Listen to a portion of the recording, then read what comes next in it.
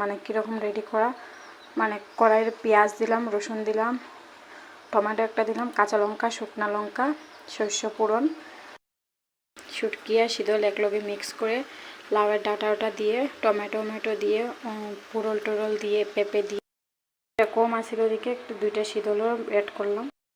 পেঁপে দিয়ে গরম গরম ডাল বানাইছি, দেখো ডাল বানিয়ে নিয়েছি, বেশি মেয়ে করছি না। লাউ ডাঁটা খাওয়া দেখি কীরকম গরম ভাতের লোক টেস্টি। মশলাটা মানে পরে তেলে ভাজিয়ে তরকারিটা ছেড়ে দিব।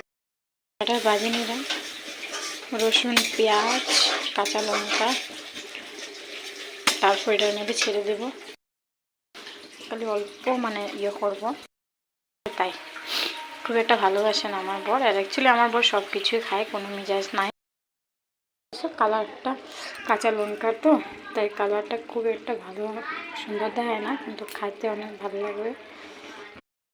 যে লাউ শাক শুটকি দিয়ে যে বানাইছি, আর এখানে দেখো ডাল, পেঁপে দিয়ে, এখানে আচার, কাঁচা লঙ্কা, আর এই যে পেঁয়াজ, আর এই যে সাদা ভাত। আজকে আমার মেনুতে